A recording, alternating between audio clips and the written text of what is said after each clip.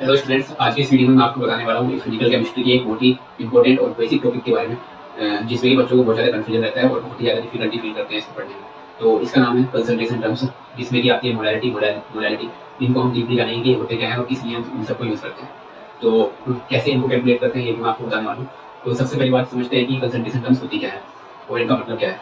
तो जनरली जब हम सॉल्यूशन पढ़ते हैं तो सॉल्यूशन जो है दो चीज़ों से मिलकर बनता है, एक तो सोल्यूट और एक सॉल्वेंट होता है। तो सोल्यूट हमेशा जो है ये जनरली कहीं आप तो वो कम अमाउंट में परसेंट होता है और सॉलिड होता है, उसको डिसोल्व करते हैं सॉल्वेंट के अंदर। तो ये है आपका बेसिक सॉल्यूशन जो जनरली आप पढ़ते हैं। तो अब ये जो सॉल्यूट हम डिसोल्व कर रहे हैं सॉल्वेंट के अंदर, इसका जो अमाउंट है, इस अमाउंट को ही एक्सप्रेस करने के लिए हम यूज करते हैं कंसंट्रेशन टर्म। अब वो अलग अलग तरीके से हो सकता है कि डिपेंडिंग अपॉन कि आपको वो जो अमाउंट है वो किस फॉर्म में दिया है। आपको हो सकता है कि वेट की फॉर्म में दिया हो, या फिर आपको दिया हो कि मोल्स की फॉर्म में कि इतना मोल हमने डिसोल्व किए हैं सॉल्यूट के सॉल्वेंट के अंदर। तो डिपेंडिंग अपॉन दैट आपकी कंसंट्रेशन टर्म्स बनती है। अभी कंसंट्रेशन टर्म्स कौन कौन सी होती है वो सबसे पहले मैं आपको बताता हूँ। तो ये है कंसंट्रेशन कंसंट्रेशन टर्म्स, ठीक है। तो सबसे पहली जो कंसंट्रेशन टर्म्स होती है दोस्तों वो होती है मास परसेंट या फिर वेट परसेंट। तो इसको हम रिप्रेजेंट करते हैं W, small W divided by capital W percentage से भी हम इसको डिनोट कर सकते हैं। तो सबसे पहली कंसंट्रेशन टर्म है आपकी मास परसेंट। दूसरी होती है वो होती है मोल फ्रैक्शन, ठीक है। अब आपको नाम से भी आइडिया लग रहा होगा कि यहाँ पे आपको केवल मास या वेट दिया होगा सॉल्यूट का, यहाँ पे मोल फ्रैक्शन दिया होगा। तो थोड़ा आइडिया इससे मिल सकता है आपको कंसंट्रेशन टर्म्स में जो है जो नाम दिया हुआ है उससे आइडिया लग जाएगा कि जो सॉल्यूट दिया हुआ है उसका अमाउंट किस फॉर्म में दिया हुआ है, ठीक है। तो तीसरी टर्म है यहाँ पे मोलैरिटी और चौथी जो टर्म है उसका वो होती है मोलैरिटी। तो इन दोनों में मैं डिफरेंस बताऊंगा कि इनमें डिफरेंस क्या है, बहुत छोटा सा डिफरेंस होता है, ठीक है। मोलैरिटी और मोलैरिटी पढ़ने में सेम लगती है बट दोनों डिफरेंट है। तो ये चार बेसिक टर्म आपकी concentration terms one by one जानिए कि इनका क्या मतलब है और कैसे इनको कैलकुलेट करते हैं। सो अभी पहली टर्म की बात करते हैं इसमें, जिसका नाम है मास परसेंट, ठीक है। तो अब मास परसेंट से मतलब क्या होता है दोस्तों, तो मास परसेंट का मतलब है कि जो सोल्यूट का अगर मुझे मास पता है या वेट पता है और सोल्यूशन का भी अगर वेट पता है, तो जो सोल्यूट का जो वेट है वो टोटल सोल्यूशन के वेट का कितना परसेंट है उसको हम बोलते हैं मास परसेंट या वेट परसेंट। फॉर एग्जाम्पल की अगर मेरे पास एक सोल्यूट है ए जो कि 1 ग्राम है, ठीक है। और इसको मैं डिसोल्व करता हूँ किसके अंदर, एक सोलवेंट के अंदर, जैसे कि जो कि सोलवेंट का नाम क्या होता है बेंजीन। बेंजीन मैंने सोलवेंट लिया, इसके अंदर मैंने डिसोल्व किया और ये जो बेंजीन है, ठीक है, ये कितना है 9 ग्राम, ठीक है। तो अब क्या होगा कि जो सॉल्यूशन बना टोटल, जो सॉल्यूशन बना उसका वेट कितना होगा 10 ग्राम। अब ये जो सोल्यूट का वेट है ये 1 ग्राम, ये टोटल सॉल्यूशन के वेट का कितना परसेंट है 10%, ठीक है।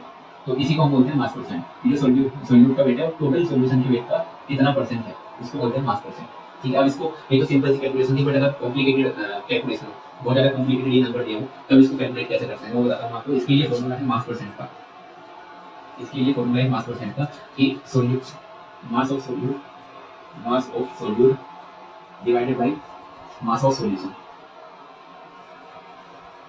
और परसेंटेज कैलकुलेट करने के लिए इसको मल्टीप्लाई करते हैं 100 से। अब आप ध्यान सकते हैं कि मास ऑफ सॉल्यूशन में दो टर्म्स हैं यहाँ पे, तो यहाँ पे है मास of solute plus mass of solvent, तो इनको ऐड करके यहाँ पे आता है मास ऑफ सॉल्यूशन, ठीक है। एग्जांपल के लिए अगर मैं आपको कहूँ कि जो 1 ग्राम ग्लूकोज है, ठीक है, 1 ग्राम ग्लूकोज लिया आपने और उसको आपने डिसोल्व किया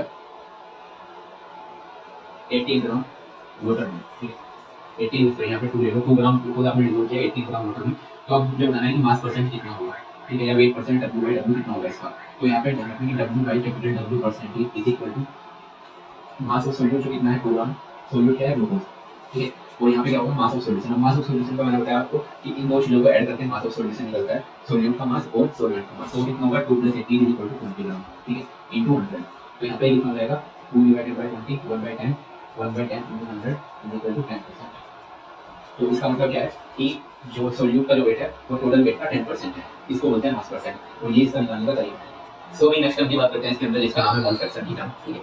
तो मोल फ्रैक्शन क्या होता है इसको हम जानेंगे। तो जैसे नाम से पता चल रहा है कि यहाँ पे जो बात होगी वो मोल की टर्म्स में बात होने वाली है। यहाँ पे कोई जैसे प्रीवियस में बात की थी हमने वेट के बेसिस पे, तो यहाँ पे मोल के बेसिस पे बात होगी। अब मोल फ्रैक्शन का हमेशा आप याद रखना कि मोल फ्रैक्शन की जो वैल्यू है वो हमेशा 0 से 1 के बीच राइट रहती है। और उसका एक रीजन है कि यहाँ पे जो हम कैलकुलेशन करते हैं उसमें हमेशा छोटे नंबर को बड़े नंबर से डिवाइड करना होता है, इसलिए इसकी वैल्यू हमेशा 0 से 1 के बीच ही रहेगी, कभी भी 1 से ज़्यादा या 1 नहीं हो सकती इसकी वैल्यू, ठीक है। अब मोल फ्रैक्शन की बात करते हैं कि होता क्या है। तो मोल फ्रैक्शन एक रेशियो होता है, ठीक है, जो कि मोल्स का रेशियो है, ठीक है। तो इसको डिनोट करते हैं हम एक नंबर x से।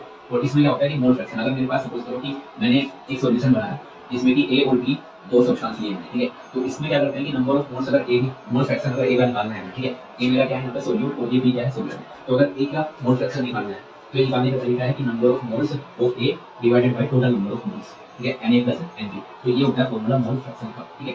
तो यहाँ पे Na क्या है, मोल नंबर ऑफ मोल्स ऑफ ए तो divided by total number of moles, ठीक है। फॉर एग्जांपल अगर मैं कहूँ आपको कि एक मैंने सब्सटेंस लिया ए जिसके कि 2 मोल्स लिए, ठीक है, तो ये 2 मोल्स मैंने ऐड कर दिए इसमें, एक सॉल्वेंट लिया बी जिसके कि 3 मोल्स थे, ठीक है। तो मुझे मोल फ्रैक्शन अगर निकालना है एक्स तो वो क्या होगा, Na divided by Na plus Nb, ठीक है। तो यहाँ पे क्या होगा 2 डिवाइडेड बाय 5, तो ये होगा मोल फ्रैक्शन ऑफ, जो कि कितना है निकल के 0.4, ठीक है। तो ये जो नंबर है हमेशा ये 0 को 1 लाइक करता है, सबसे ज़्यादा अपना इसके बाद कि 0 से 1 के बीच में होता है, क्योंकि हमेशा हम इसमें छोटे नंबर को डिवाइड करते हैं बड़े नंबर से, क्योंकि ये जो a की Na की वैल्यू होगी ये हमेशा इस वाली वैल्यू से कम ही होने वाली है, इसीलिए इस वैल्यू 0 से 1 के बीच लाइक करती है, ठीक है। तो अभी जो नेक्स्ट टर्म है कंसंट्रेशन टर्म, उसका नाम है मोलैरिटी। अब ये जो मोलैरिटी टर्म है वो सबसे ज़्यादा यूज होने वाली टर्म है और इसी के ऊपर सबसे ज़्यादा क्वेश्चन आते हैं एग्जाम के अंदर। अब इस टर्म का मतलब क्या होता है सबसे पहले वो समझते हैं। तो मोलैरिटी का मतलब होता है कि 1 लीटर सॉल्यूशन के अंदर सॉल्यूट के कितने मोल दिए हुए हैं, इसको बोलते हैं मोलैरिटी, ठीक है। तो अगर मोलैरिटी को अगर मैं देखूं तो मोलैरिटी इज इक्वल टू, इसको m से रिप्रेजेंट करते हैं और m इज इक्वल टू होता है number of moles of solute, number of moles divided by volume of solution. और ये वॉल्यूम किसमें रहता है, हमेशा लीटर में रहता है, इसको आपका रखना, ठीक है। तो अगर मैं कहूँ कि मेरे पास एक 1 मोलर NaOH सॉल्यूशन है, ठीक है, तो उसका मतलब क्या है, इसका मतलब है कि 1 मोल NaOH प्रेजेंट है, NaOH प्रेजेंट है इन 1 लीटर, ठीक है, इसको बोलते हैं हम 1 मोलर सॉल्यूशन, ठीक है। अगर 2 मोलर NaOH प्रेजेंट है तो इसका मतलब क्या है कि 2 मोल प्रेजेंट है NaOH के, ठीक है। ये सिंपल सा मतलब होगा 2 मोलर का, ठीक है। तो ये टर्म होती है यहाँ पे मोलैरिटी, इसको बोलते हैं मोलैरिटी। सो अभी जो नेक्स्ट कंसंट्रेशन टर्म है उसका नाम है मोलैरिटी। अभी जो मोलैरिटी की टर्म है ये सबसे ज़्यादा यूज होने वाली टर्म है और इसी के ऊपर सबसे ज़्यादा क्वेश्चन बनते हैं, ठीक है। तो सबसे पहले जानते हैं कि मोलैरिटी होती क्या है। तो मोलैरिटी का मतलब है कि आपने कितने नंबर ऑफ मोल्स डिसॉल्व किए हैं 1 लीटर सॉल्यूशन के अंदर, इसको हम बोलते हैं कि मोलैरिटी। तो जितने नंबर ऑफ मोल्स आप डिसॉल्व करेंगे 1 लीटर सॉल्यूशन के अंदर वही आपकी मोलैरिटी होगी, ठीक है। तो फॉर एग्जांपल अगर मैं कहूँ आपको भी मेरे पास 3 मोलर NaOH सॉल्यूशन है, ठीक है, 3 मोलर NaOH सॉल्यूशन है, तो इसका मतलब क्या है कि आपने 3 मोलर NaOH डिसॉल्व किए हैं 1 लीटर सॉल्यूशन के अंदर, ठीक है। अगर 2 मोलर NaOH है तो 2 मोल आपने NaOH के ऐड किए हैं 1 लीटर सॉल्यूशन के अंदर। तो अब मोलैरिटी का अब पढ़ते हैं मोलैरिटी का फॉर्मूला क्या होता है, ठीक है। तो मोलैरिटी को हम m से रिप्रेजेंट करते हैं और ये होता है कि नंबर ऑफ मोल्स, तो सॉल्यूट के नंबर ऑफ मोल्स आएंगे, ठीक है, number of moles divided by volume of solution, ठीक है, वॉल्यूम ऑफ सॉल्यूशन ये तरीका है। ये 3 मोलर सॉल्यूशन है तो ये तो क्या होगा 1 लीटर के अंदर होगा, लेकिन यहाँ पे वॉल्यूम ऑफ सॉल्यूशन कुछ भी हो सकता है, 100 ml भी हो सकता है, 50 ml भी हो सकता है। तो ये एक इन जनरल फॉर्मूला है कि किसी भी सॉल्यूशन किसी भी वॉल्यूम के लिए, ठीक है। और यहाँ पे जो वॉल्यूम होना चाहिए सॉल्यूशन का वो लीटर में होना चाहिए, ठीक है। और अगर यहाँ पे सॉल्यूशन आपको लीटर में नहीं दिया हुआ है, ml में दिया हुआ है, तो उसको आपको कन्वर्ट करना पड़ेगा लीटर के अंदर, ठीक है। तो ये फॉर्मूला है मोलैरिटी का, ठीक है। तो फॉर एग्जांपल अगर मैं कहूँ कि मैंने क्या किया है कि 2 मोल NaOH लिया हमने, ठीक है, 2 मोल NaOH लिया और इसको 50 ml वाटर के अंदर डिसॉल्व किया। तो मुझे अगर इसकी मोलैरिटी बतानी है तो मोलैरिटी इज इक्वल टू क्या होगी, मोलैरिटी इज इक्वल टू 2 मोल यहाँ पे हो गया NaOH की divided by volume of solution. अब ये वॉल्यूम कितना है 50 ml, ठीक है। तो अब इस 50 को मुझे क्या करना पड़ेगा, लीटर के अंदर कन्वर्ट करना पड़ेगा। और जब भी ये अगर ml में दिया होता है तो यहाँ ध्यान रखना 100 से ऊपर आपको मल्टीप्लाई करना पड़ेगा, ठीक है। तो यहाँ पे मोलैरिटी कितनी होगी, आप इसको डिवाइड करेंगे, ये हो जाएगा डिवाइड यहाँ से, तो यहाँ पे मोलैरिटी होगी ये होगी 40, ठीक है। तो इसकी जो मोलैरिटी है कितनी है 40। तो ये मतलब होता है मोलैरिटी को ऐसे कैलकुलेट करते हैं। अगर आपको सिंपल लीटर में वॉल्यूम दिया हुआ है कि 1 लीटर है और उसमें 3 मोल डिसॉल्व किया है तो वो सिंपल इसकी मोलैरिटी हो जाएगी 3 मोलर। बट अगर आपको कॉम्प्लिकेटेड मोटी मतलब ml में दिया हुआ है सब जो वॉल्यूम है और उसमें कुछ मोल डिसॉल्व किया हुआ है तो यहाँ पे आप हमेशा फॉर्मूला यूज करके निकालना, मोस्ट ऑफ द टाइम आपको फॉर्मूला ही यूज करना पड़ेगा मोलैरिटी निकालने के लिए। सो अभी मैं आपको मोलैरिटी से रिलेटेड एक इंपॉर्टेंट पॉइंट बताने वाला हूँ, कुछ इंपॉर्टेंट एक दो इंपॉर्टेंट पॉइंट और इससे रिलेटेड जो क्वेश्चन आते हैं उसके बारे में बात करते हैं, ठीक है। तो सपोज करो कि मेरे पास एक 1 मोलर NaOH का सॉल्यूशन है, ठीक है। तो अब ये जो 1 मोलर NaOH का सॉल्यूशन है इसका मतलब क्या है कि मेरे पास 1 मोलर NaOH है जिसका भी वॉल्यूम कितना है, NaOH है जिसका वॉल्यूम कितना है 1000 ml, ठीक है। मोलर का मतलब ये होता है कि 1 लीटर सॉल्यूशन के ये जो मोलर 1 लीटर सॉल्यूशन के अंदर कितने हैं तो इसका जो वॉल्यूम होगा वो कितना होगा 1000 ml। तो इस 1000 ml से मैं 100 ml सॉल्यूशन निकालूंगा, ठीक है। मेरे पास एक कंटेनर था इसमें कि 1000 ml NaOH था, ठीक है, NaOH था, ठीक है। अब मैंने क्या किया इससे 100 ml निकाल लिया एक छोटे से कंटेनर के अंदर, ठीक है। तो आपको ये बात ध्यान रखना है कि ये जो 100 ml सॉल्यूशन हुआ इसकी जो मोलैरिटी होगी वो भी 1 मोलर की होगी। तो इस सॉल्यूशन के अंदर through out the solution molarity 1 molar रहती है, चाहे आप इसका 100 ml लो 50 ml लो 500 ml लो, इसकी मोलैरिटी हमेशा सेम रहने वाली है through out the solution. But important बात आपको याद रखनी है कि यहाँ पे जो नंबर ऑफ मोल्स होंगे, जो सॉल्यूट के नंबर ऑफ मोल्स हैं, ठीक है, नंबर ऑफ मोल्स हैं और यहाँ पे जो नंबर ऑफ मोल्स हैं, ठीक है, इन दोनों जगह पे नंबर ऑफ मोल्स इक्वल नहीं रहने वाले हैं, नंबर ऑफ मोल्स दोनों में अलग अलग होंगे। तो मतलब अगर यहाँ पे जो नंबर ऑफ मोल्स है इसमें, तो इसमें जो नंबर ऑफ मोल्स है ये दोनों कभी भी सेम नहीं होंगे, ठीक है।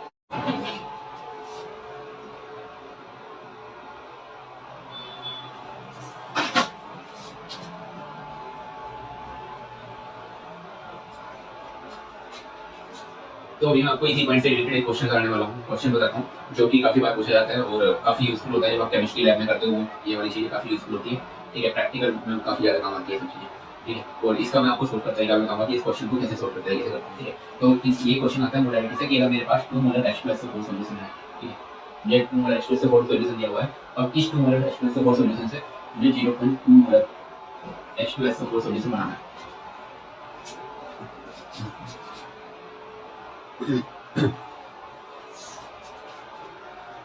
तो मैंने आपको अभी बताया कि जब हम 2 मोलर H+ से 4 सॉल्यूशन लेंगे, ठीक है, तो आप इसका कितना भी वॉल्यूम ले लो उसकी जो मोलारिटी रहने वाली है कि V1 V2 V3 कितना भी आप ले लो, यहाँ पे 2 मोलर की सॉल्यूशन रहेगा, ठीक है। तो हम मोलारिटी से तो इस क्वेश्चन को कर नहीं पाएंगे। तो अब मैंने आपको बताई एक बात कि जब हम किसी सॉल्यूशन से कुछ वॉल्यूम लेते हैं उसका, तो वहाँ पे क्या होता है, नंबर ऑफ मोल्स चेंज हो जाते हैं, ठीक है।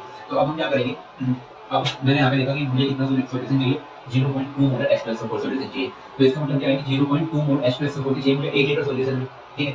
तो अब मैं क्या करूँगा कि यहाँ से जो H+ से 4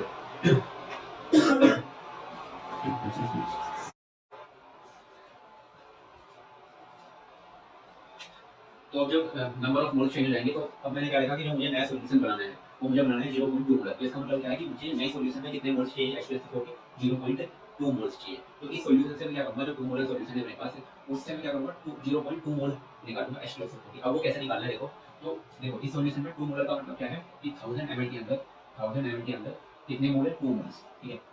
तो अगर मुझे 0.2 मोल चाहिए H+SO4 के, तो मुझे क्या करना पड़ेगा, तो 100 ml में आप देखना कि 100 ml में 0.2 मोल्स होंगे, ठीक है। मैंने क्या किया, दोनों को 10 से डिवाइड कर दिया, तो 100 ml में 0.2 मोल्स है, ठीक है। तो ये कौन से सॉल्यूशन की बात होती है, इस वाले सॉल्यूशन की बात होती है कि इसमें 100 ml में 0.2 मोल्स है। तो अब मैं क्या कह रहा हूँ कि अगर मुझे 0.2 मोलर सॉल्यूशन चाहिए, अब मेरे पास 0.2 मोल्स तो हो गए 100 ml के अंदर, लेकिन अगर मुझे इसको मोलर सॉल्यूशन बनाना है तो मुझे क्या करना पड़ेगा, इसको 1 लीटर सॉल्यूशन बनाना पड़ेगा। तो इसमें मुझे क्या करना पड़ेगा कि 900 ml पानी और ऐड करना पड़ेगा, ठीक है। मतलब इसको मुझे डाइल्यूट करना पड़ेगा एक तरह से, तब जाकर के ये 1 लीटर सॉल्यूशन बनेगा। तो जैसे ही मैं इसमें 900 ml 200 ml पानी ऐड करूँगा तो ये बन जाएगा 1000 ml, ठीक है। और उसमें कितने नंबर ऑफ मोल्स होंगे, 0.2 मोल्स, ठीक है। तो इस तरह से बन जाएगा ये आपका सॉल्यूशन कितना, 0.2 मोलर, ठीक है। तो ये तरीका होता है कि जब आप पुराने सॉल्यूशन से वॉल्यूम निकालते हो तो उसमें क्या होता है, नंबर ऑफ मोल्स चेंज होते हैं। उस नंबर ऑफ मोल्स से क्या करते हो आप, जो डिजायर्ड नंबर ऑफ मोल्स है आप वो निकाल सकते हो और फिर आप वॉल्यूम को चेंज कर सकते हो। तो ये तरीका होता है ऐसे क्वेश्चन को करने का। अब इसके डायरेक्ट तरीके की बात करते हैं। तो अगर इसी क्वेश्चन को आपको डायरेक्ट करना है एक फॉर्मूले से, तो कैसे करेंगे वो बताता हूँ आपको। तो इसके लिए एक जनरल फॉर्मूला होता है जो है कि m1v1 is equal to m2v2, ठीक है। तो m1 यहाँ पे क्या है कि जो आपने इनिशियल सॉल्यूशन है आपको उसकी मोलैरिटी और उसका कितना वॉल्यूम आपको लेना है, m2 क्या है जो आपको डिजायर्ड मोलैरिटी चाहिए, और फिर इसका जो डिजायर्ड का वॉल्यूम बनेगा, फाइनल वॉल्यूम कितना होगा वो देखेंगे, ठीक है। तो ये है फॉर्मूला। अब फॉर एग्जांपल अगर मैं जो क्वेश्चन आपको पूछा था तो उसी को मैं पे करके दिखाऊंगा आपको कि मेरे पास 2 मोलर H+SO4 था, ठीक है, और उससे मुझे 0.2 मोलर H+SO4 बनाना है, ठीक है।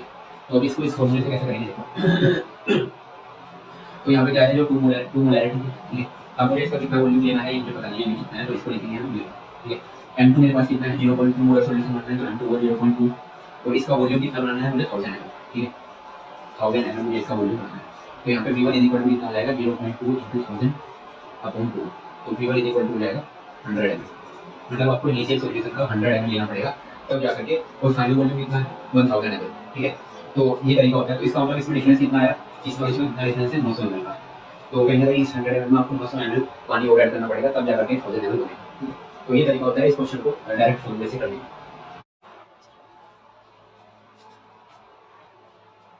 तो अभी हम बात करते हैं लास्ट जो टर्म है हमारी कंसंट्रेशन टर्म, इसका नाम है मोलैरिटी। और यहाँ पे हम जानेंगे कि मोलैरिटी और मोलैरिटी में क्या डिफरेंस है, ठीक है। तो पहले मोलैरिटी बताता हूँ आपको क्या होता है। कि मोलैरिटी होता है कि number of mole of solute in 1 kg of solvent, ठीक है। तो यहाँ पे जो हमने बात की थी मोलैरिटी की, तो वहाँ पे आप वॉल्यूम का यूज करते हो कि वॉल्यूम कितना है सॉल्यूशन का, कि 1 लीटर वॉल्यूम। लेकिन यहाँ पे हम बात करेंगे मोलैरिटी के अंदर वेट की, जो सॉल्वेंट है उसके 1 किलोग्राम में कितना सॉल्यूट के प्रेजेंट है उसको हम बोलते हैं मोलैरिटी। अब इसका क्या होता है फॉर्मूला, इसको स्मॉल एम से रिप्रेजेंट करते हैं, और स्मॉल एम होता है नंबर ऑफ मोल्स, ठीक है, number of moles divided by weight of solvent, ठीक है, वेट ऑफ सॉल्वेंट। और ये जो सॉल्वेंट का वेट होता है ये हमेशा होता है इसमें केजी में, ठीक है। तो इसको हम बोलते हैं मोलैरिटी, ठीक है। तो मोलैरिटी और मोलैरिटी में डिफरेंस क्या है, इसका डिफरेंस है नंबर ऑफ मोल्स, वहाँ पे भी थे मोलैरिटी में, लेकिन यहाँ पर डिफरेंस क्या है, यहाँ पे हम डिवाइड में लेते हैं कि 1 kg of 1 kilogram of solvent में कितने नंबर ऑफ मोल्स है, इसको हम बोलेंगे मोलैरिटी। ठीक है, तो कई बार मैं आपको होगा कि कई बार जब क्वेश्चन आपका रहेगा तो उसमें क्या होगा, आपको डेंसिटी दी होगी। ठीक है, जो मोलर सॉल्यूशन होगा उसकी डेंसिटी दी होगी, तो हो सकता है आपसे वहाँ पर पूछेगी मोलैरिटी क्या होगी, तो तब आपको क्या करना है कि डेंसिटी का फॉर्मूला यूज करके आपको वेट निकालना पड़ेगा। तो ऐसा ही क्वेश्चन में आपको बताता हूँ क्या कर सकते हैं। यहाँ पे एक क्वेश्चन बनता है कि अगर मेरे पास 3 मोलर NaCl सॉल्यूशन है, ठीक है, 3 मोलर NaCl सॉल्यूशन है, और उसकी डेंसिटी दी हुई है मुझे 1.75, ठीक है, 1.75 ग्राम पर ml।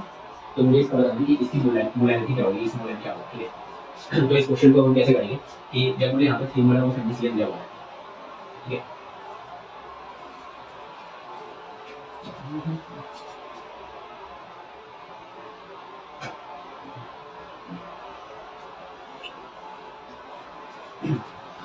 तो अब इसको कैसे करेंगे हम कि जब मुझे 3 मोलर ऑफ NaCl सॉल्यूशन दिया हुआ है, तो इसका मतलब क्या है यहाँ पे कि मैं NaCl का वेट निकाल सकता हूँ। ठीक है, तो अब NaCl का जो है सॉल्यूशन जो है, इसका 3 मोलर है, अगर इसका वॉल्यूम कितना हुआ 1000 ml। ठीक है, इसका सॉल्यूशन 1000 ml, इसका वॉल्यूम 1000 ml, और यहाँ पे मोल्स हो गए NaCl के 3। तो इससे अगर मैं वेट निकालना चाहूँ NaCl का, तो वेट कितना हो जाएगा 3 इंटू ये हो जाएगा 58.5, तो हो जाएगा 174.75।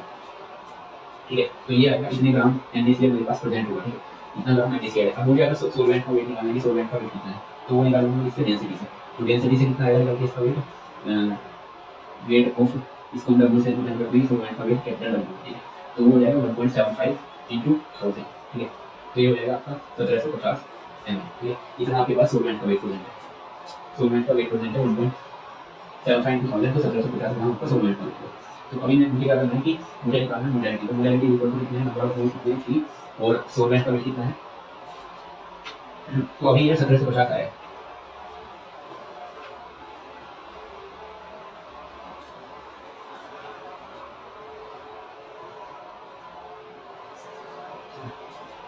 तो अभी ये 1750 आया है, इसमें से ये किसका है, सॉल्यूशन का, पूरा सॉल्यूशन का वेट है। तो अगर मुझे इसमें सॉल्वेंट का वेट निकालना है, तो इसमें से करना पड़ेगा 1750 माइनस 175.5। ठीक है, ये सॉल्वेंट का वेट हो जाएगा। तो इसको जब आप कैलकुलेट करोगे, तो ये जो क्वेश्चन आंसर आएगा इसको कैलकुलेट करने के बाद, डिवाइड करने के बाद, वही हो गया आपकी डेंसिटी, किसमें होगी वो